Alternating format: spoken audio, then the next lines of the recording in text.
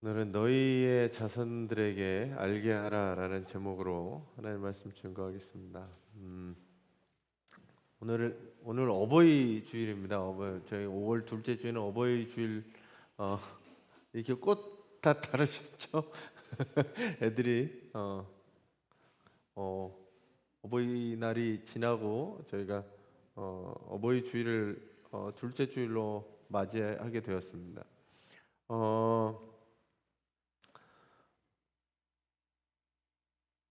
저희가 오늘 둘째 주일을 승천주일, 어버이주일, 아시아주일로 이렇게 지키는 주일입니다. 특별히 오늘이 부활절의 마지막 주일로서 오늘 예수님이 승천하신 것을 기억하고 다음 주일은 뭐가 되냐면 성령 강림절이 됩니다. 그러니까 지금 사순절, 예수님 탄생하신 성탄절을 기다리는 대림절, 성탄절, 주현절, 사순절, 그 다음이 부활절, 그리고 이 부활절 지난 절기 다음에 성령 강림절을 앞두고 주님이 하늘로 승천하신 것을 기념하는 승천주일입니다. 더불어서 5월 둘째 주일은 저희가 어버이 주일로 지키면서 오늘 특별히 아시아 주일로 지킵니다. 아시아 주일은 좀 생소하실 텐데 한국 교회 기독교 교회 협의회 에서는 이 5월에 한 주를 아시아 주일로 지킵니다. 복음이 유럽부터 시작해서 미국, 아메리카 그리고 한국까지 이렇게 이어졌는데 아직 복음이 전달되지 않은 지역이 이 제3세계라고 하는 데가 남미 쪽하고 여기 아시아입니다. 그나마 그 중에서도 동남아시아. 동남아시아는 복음이 굉장히 저조합니다. 그래서 지난주 중에 우리 라오스 선교사님하고 만나서 잠깐 얘기를 했는데, 근데 동남아들이 변하고 있다는 거예요. 그러니까 동남아가 지금 공산 국가가 굉장히 많고, 미얀마, 라오스, 베트남 이제 공산 국가가 많고, 그리고 굉장히 낙후돼 있죠. 우리나라에서는 여행을 많이 가지만 그 나라가 불교, 그 다음에 이슬람 이렇게 해서 많이 퍼져 있기 때문에 복음률이 굉장히 낮습니다. 그래서 그 나라들이 지금 복음을 받아들이고 점점 부흥해 가고 있다고 말씀을 하더라고요. 앞으로 더 많이 부흥해야 되는 지역이 사실 이 동남아 지역이고 아시아 지역입니다. 그래서 특별히 올해는 NCCK에서 미얀마를 위해서 기도하는 그렇게 아시아 주일로 지키고 있습니다.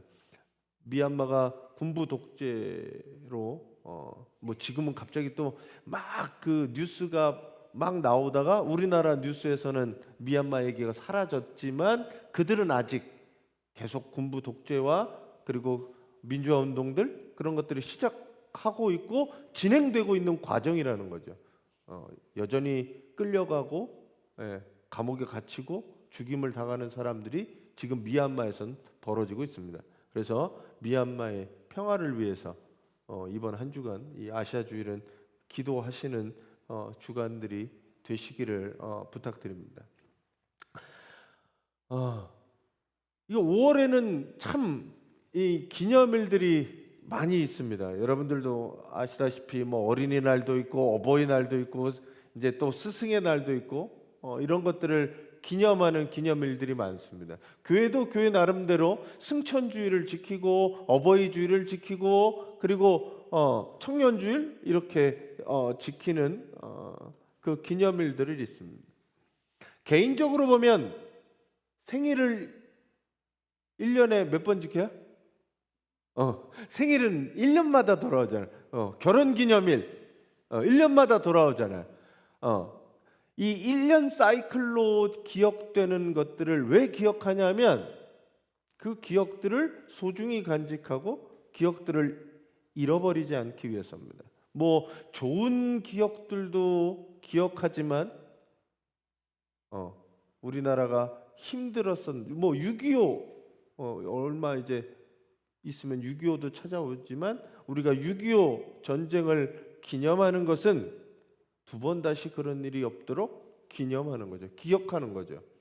그러기 위해서 날짜를 정하고 그 날짜를 기억하고 그리고 두 번 다시 그런 일이 있지 않도록 아니면 그 일이 영원히 내 삶 속에 기억하도록 간직하는 것이 바로 이 기념일이라고 하는 겁니다. 이스라엘에서도 여러 가지 기념일들이 있고 절기가 있지요. 우리나라와 마찬가지로 그 나라의 절기와 기억하는 일들이 있습니다.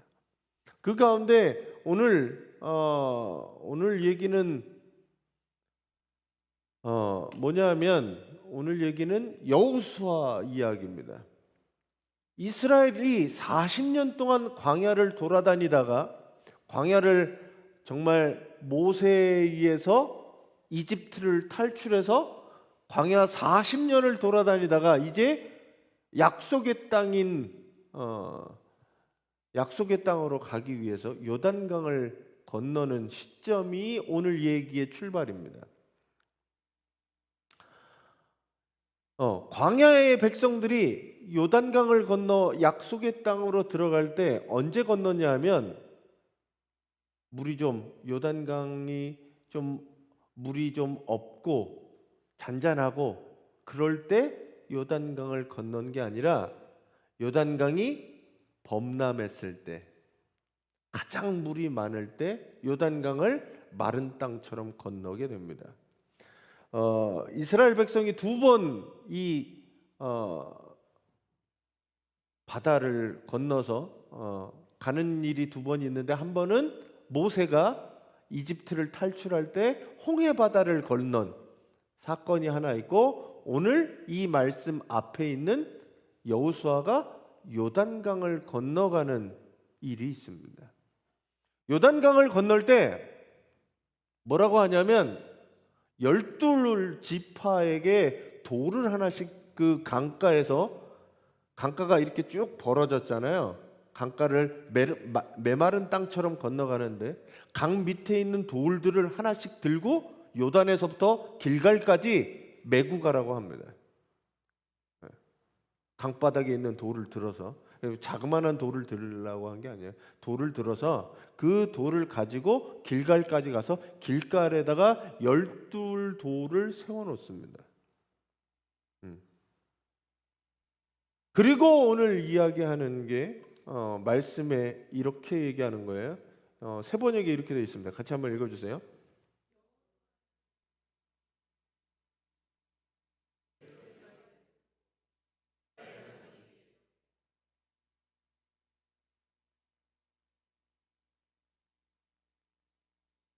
네.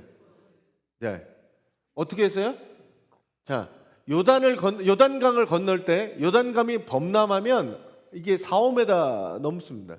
요단강이 범람할 때 가장 물이 많을 때 그걸 가르고 그걸 건너가는데 그 요단강 밑에 있는 바닥에 있는 돌, 그러니까 강에 있었던 돌들이니까 이렇게 둥글둥글하고 그랬을 거 아니에요. 그 돌을 짊어지고 어디까지 가냐면 길갈까지 움직인 거예요. 그래서 길갈에다가 그 돌을 세워놨습니다. 그리고 그 돌들을 거기다 놔둬라 라고 얘기하고 그 길을 지나갈 때 이스라엘 자손이 그 아버지한테 이 돌들이 무슨 돌들이 여기 12개가 인공적으로 누가 여기다 갖다 놓은 것 같은데 이게 왜 있습니까? 라고 물어보면 그렇게 얘기하라는 거예요. 자녀들을 키울 때 보면 우리 아이들은 질문이 많습니다. 그 때가 있어요. 아빠 이게 뭐야? 저게 뭐야? 선생님 이게 뭐예요? 질문이 끊이지 않는 질문을 계속 던집니다. 가끔은 귀찮아서 질문 그만해. 네, 저희 지금 돌봄하고 있는 선생님 어떤 선생님 PPT의 첫 문장이 뭐였냐면 다음 뭐 할 거예요? 라고 하는 질문하지 않기. 애들이 얼마나 많이 물으면 오늘 뭐예요? 어떤 거 할 거예요? 이 질문을 하니까 1번 딱 첫 화면 뜨자마자 첫 번째가 뭐 할 거예요? 질문하지 않기. 그만큼 애들은 질문합니다. 애들은 모르는 게 많지요. 세상에 경험해 보지 못한 게 많아요. 그러니 질문하는 겁니다. 이건 어떤 거예요? 이건 어떻게 되는 거예요? 뭐 하는 거예요? 왜 안 해요? 수도 없이 질문을 던지죠. 그 질문이 뭐예요? 질문이 자기가 그 질문을 통해서 배워가고 알아가는 과정이죠. 정말 좋은 수업은 좋은 질문과 함께 가르침이 있는 겁니다. 그래서 옛날에 스승과 제자의 가르침을 보면 제자들이 질문합니다. 이건 어떻게 됩니까? 그리고 스승이 그에 대해서 질문을 답해 주는 것. 성경에도 그런 부분이 나와 있습니다. 주님, 기도가 뭡니까? 그러면 주님이 기도는 이렇게 하는 거다라고 가르쳐 주시는 거죠. 질문과 답변, 제자와 스승과의 관계에서 이 질문과 답변은 올바른 답으로 나아가는 것들을 가르쳐주는 과정입니다. 그래서 좋은 질문과 함께 좋은 답이 있는 거예요. 그것들을 스승과도 하지만 가장 먼저 하는 게 누구냐? 부모에게 하는 겁니다. 부모와 질문하고 답변하는 거예요. 근데 그 질문에 대한 답변을 부모가 끊으면 어떻게 돼요? 그 아이는 배울 수 없는 거죠. 성경에서 뭐라고 얘기하냐면 자녀들에게 신앙생활에 대한 것들을 누구에게 물어보라고 얘기하냐면 부모에게 물어보라라고 하는 거예요. 여기 아버지에게 물어보는 거예요. 하브루타라고 하는 것들이 유대인의 이 식탁 공동체가 식탁에서 모든 배움을 가르쳤는데 식탁에서 이 아이가 할아버지에게 아버지에게 질문하는 것으로부터 이 하브루타는 시작됩니다. 성경의 말씀을 읽고 이건 왜 그렇습니까? 질문을 하는 거예요. 그리고 그 질문에 대한 답변들을 하게 됩니다. 그래서 아이는 그 질문에 대한 답변을 듣고 배우는 거예요. 아, 어떤 거구나. 그래서 그 밥상 공동체에서 묻고 답하고 나눈 이야기를 통해 철학을 배우고 신학을 배우고 말씀을 배우고 삶의 지혜를 배우게 됩니다. 오늘 이 12개의 돌을 세워놓고 이야기하는 것은 길갈에서 후손들이 경험해보지 못한 것들을 알려주기 위함이었습니다. 왜냐하면 지금 우리는 이 요단강을 건넌 경험을 했잖아요. 근데 후손들은 그 경험을 하지 못했으니까 그 경험을 어떻게 전달해주기 위해서 그 경험을 알려주기 위해서 그 경험에 대한 것들을 돌을 세워서 이 이야기들을 전달하는 거죠. 그래서 자녀들은 부모님께 물어야 합니다. 신앙교육은 집에서 시작하는 거예요. 물어야 돼요. 왜 교회 가? 나 교회 가기 싫은데 왜 교회 가? 그걸 누구한테 물어봐야 돼요? 부모님한테 물어봐야 돼. 왜 교회 다녀야 돼? 하나님을 왜 믿어? 하나님은 어떤 거야? 아이들이 그런 질문들을 할 때 부모는 뭐가 되어 있어야 되냐? 질문에 답변이 준비되어 있어야 됩니다. 가끔 저희 애들 심오한 질문을 할 때가 있어요. 이게 목사로서도 답하기 어려운 질문들을 할 때가 있습니다. 근데 내가 그것들을 갖고 있지 않으면 아이들한테 설명해 줄 수가 없는 거예요. 공부가 부족하면 과외도 시키고 학원도 보내잖아요. 근데 그걸로만 세상을 살아가지 않았잖아요. 세상에 살다 보면 공부로서, 돈으로서 세상을 살아가는 게 아니더라는 겁니다. 공부 잘한다고 해서 나중에 잘 사는 거 아니에요. 많이 배운다고 해서 잘 사는 거 아니에요. 그건 다른 얘기입니다. 정말 그 사람한테, 아이에게 필요한 게 뭐냐? 우리는 가끔 신앙이라는 것들을 까먹는다는 거예요. 내가 어렵고 힘들 때 나를 붙잡아주고 나를 세워주고 살려준 게 하나님의 말씀이었고 하나님이셨다는 것을 우리는 잊고 살아가는 거예요. 그러니까 아이들에게 정말 중요한 것들은 가르치는 게 아니라 다른 것들을 가르칠 때가 있다는 겁니다. 오늘 여기서 하나님이 이렇게 여호수아를 통해 말씀하시고자 하는 것은 아이들한테 물어보라는 거예요. 부모한테. 우리는 신앙의 체험이 무엇이 있습니까? 우리가 왜 이렇게 하나님을 믿어야 됩니까? 왜 교회를 이렇게 다녀야 됩니까? 그렇게 물을 때 부모님이 내가 이런 경험들을 해서 어려울 때, 힘들 때 그 힘든 것들을 짊어지고 이렇게 했더니 하나님이 여기까지 나를 도우셨더라 라고 이야기할 수 있어야 됩니다. 그래서 먼저 자녀들은 오늘 어버이 주일에 부모님에게 물어보세요. 우리의 신앙의 체험들이, 경험들이 어떤 것들이 있었나.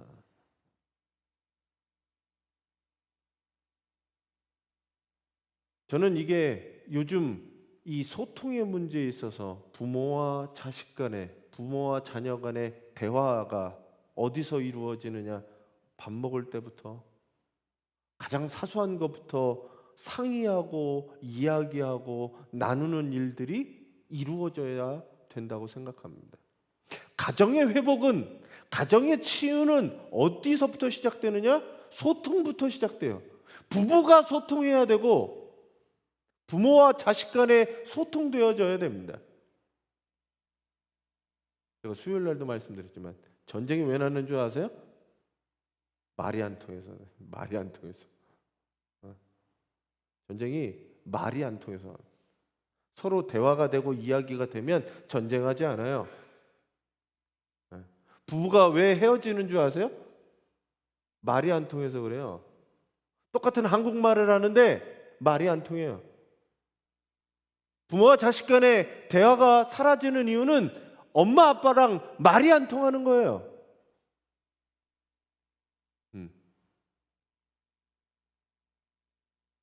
그 대화를 할 수 있는 좋은 시간들, 기회들이 뭐냐? 말씀을 나누고 우리가 왜 이것들을 해야 하는지 신앙의 경험들을 나누고 그렇게 함께 나누고 이야기하고 의견을 나누고 상의하고 이야기하고 대화할 때 소통이라는 것들이 이루어집니다. 그게 하나님의 말씀으로 시작하시는 게 내가 내 얘기를 이렇게 강요하는 것보다 하나님의 말씀으로 이야기하는 게 훨씬 쉽기 때문이죠. 말씀으로 가르치는 게 쉽기 때문입니다. 오늘 여기서 이야기하는 것은 신앙의 경험들이 있고 그 경험들을 자손들과 함께 나누라는 얘기입니다. 그래서 그것이 무엇인지 나도 기억해야 되고 그 경험들이 무언가 나에게 흔적으로 남아 있어야 한다는 겁니다. 그래서 뭐라고 얘기하냐면 자손들이 묻거든 이렇게 얘기하라고 이야기합니다. 같이 한번 읽어주세요.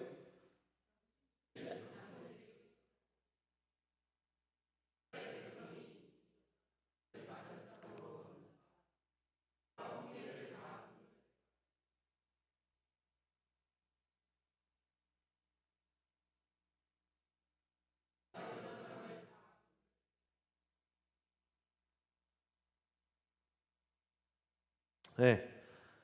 자녀들은 부모님께 상의하고 질문하고 물어봐야 되는 게 맞아요.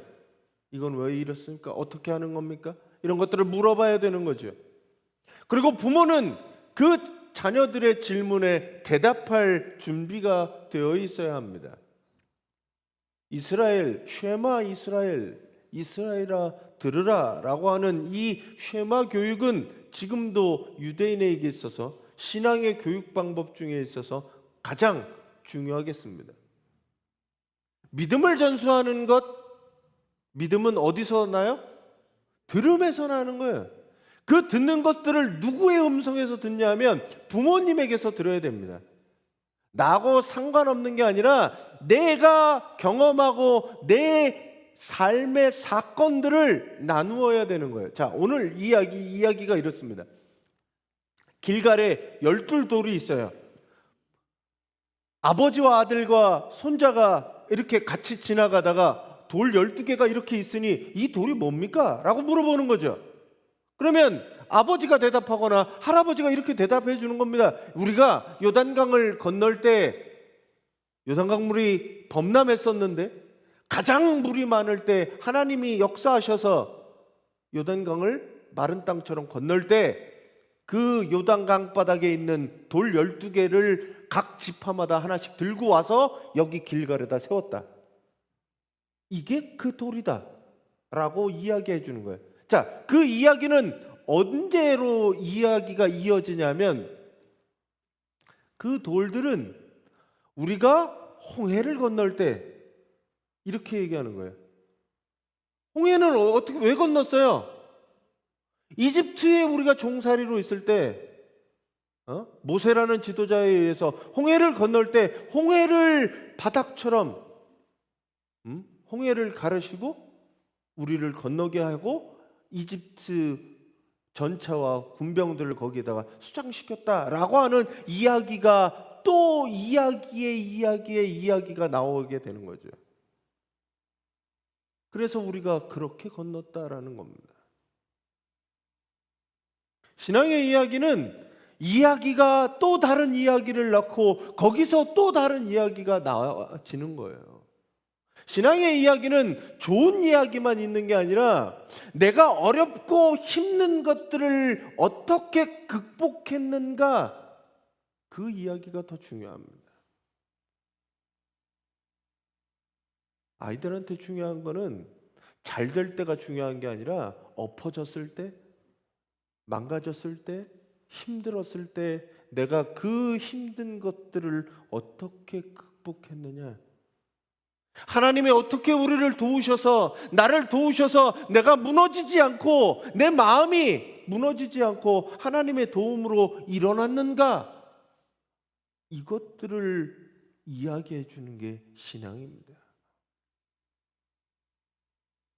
전 여러분들에게 이것들이 나에게도 있고 우리 자녀들에게도 전달되어졌으면 좋겠습니다.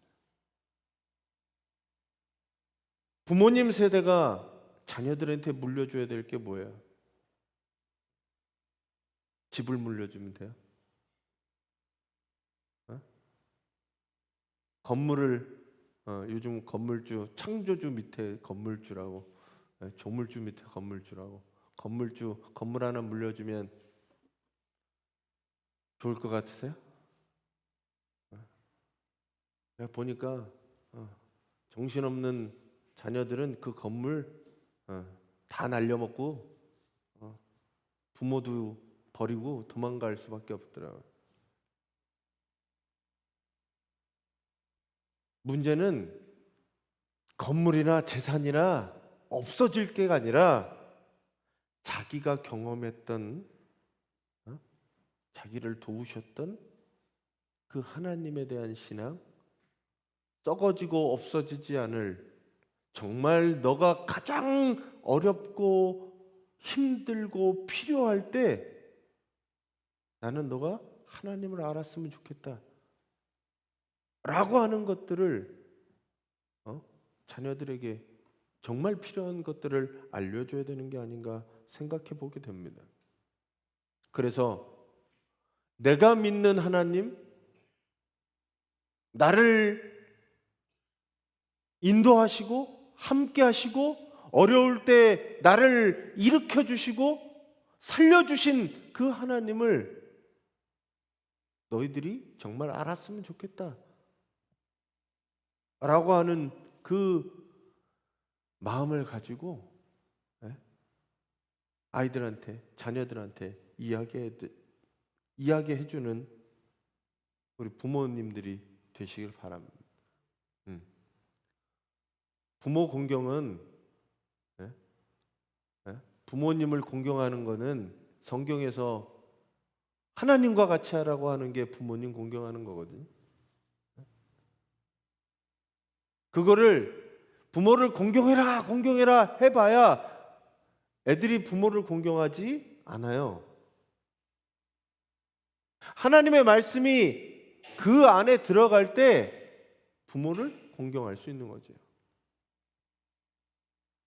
저는 우리 교회 하나님을 믿는 사람들이 자녀를 사랑하는 것 그리고 부모를 사랑하는 것이 이 신앙의 연결과 전달로 될 수 있다고 믿습니다.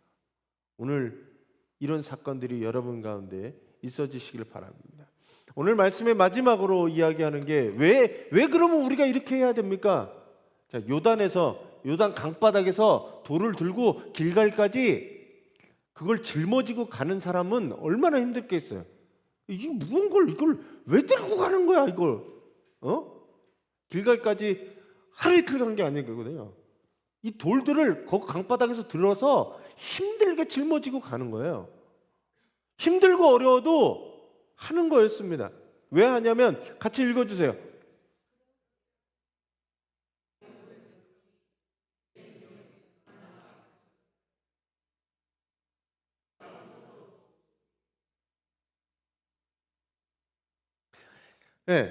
이 강바닥에서 돌들을 취한 것은 땅의 모든 백성이 주님의 능력이 얼마나 강하신가를 알도록 하기 위해서였습니다. 이걸 이스라엘 백성에게 시킨 거예요. 무거운 돌을 들어서 저기까지 옮겨라. 그래서 하나님 영원토록 주 우리 하나님을 경외하도록 하는 것이었다라고 얘기하고 있습니다. 하나님을 경외하게 하는 게 목적이었어요. 믿음의 고백과 신앙의 유산을 남기는 것은 하나님이 우리를 돌보신다, 우리와 함께 하신다, 그리고 우리가 믿는 하나님이 아무것도 못하는 그런 하나님이 아니라 얼마나 강하신지, 얼마나 능력이 많으신지, 우리를 구원하실 수 있는 분은 하나님밖에 없다는 것을 알고 하나님을 경외하도록 하는 것이다 라고 말하고 있습니다. 여러분들의 삶에 이것들이 이루어지기를 간절히 바랍니다. 하나님이 얼마나 강하시고 하나님이 얼마나 많은 능력으로 우리와 함께 하시는지, 그래서 그분을 경외하는 성도님들이 되시기 바랍니다. 지난 한 주간 동안 하나님이 여러분들과 함께 하시고 여러분들과 동행하셨던 흔적들이나 경험들이 있으십니까? 하나님이 나와 함께한 경험들이 일주일 동안 없는 것 같은데 저는 잘 찾아보시기 바랍니다. 하나님은 언제나 여러분들과 함께 하셨고 동행하셨고 여러분을 도우고 함께하고 계십니다. 지금 생각해보면 기억나지 않지만 나중에 하나님 날 여기 도우셨구나 라고 고백하는 순간들이 있습니다.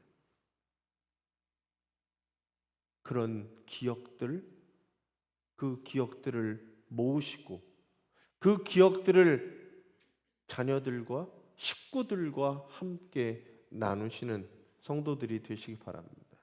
우리 속회에서도 그런 것들을 나누시고 가정에서 그런 것들을 나누시고 하나님 나를 도와주셨다고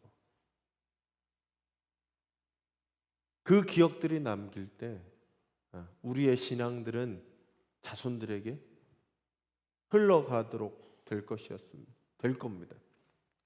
오늘 요단강 밑바닥에서 사용한 돌들, 어떻게 보면 내가 인생을 살면서 가장 어렵고 힘든 시기를 견디고 이기도록 도우시는 그 은혜를 베풀어 주시는 하나님에 대한 기억의 돌들이 그 강바닥에 있는 돌들이었을 겁니다.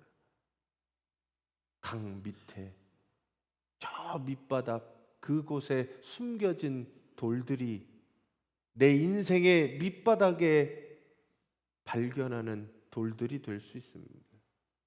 그 돌들을 통해 여호수아는 자손들에게 돌을 남긴 것이 아니라 하나님이 여기까지 도우셨다.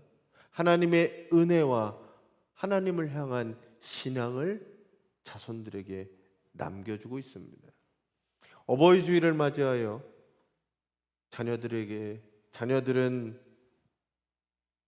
부모님에게 질문하고, 또한 성도들은 자녀들에게 여러분들이 경험한 하나님의 은혜와 사랑을 전달해 주시기를 바랍니다.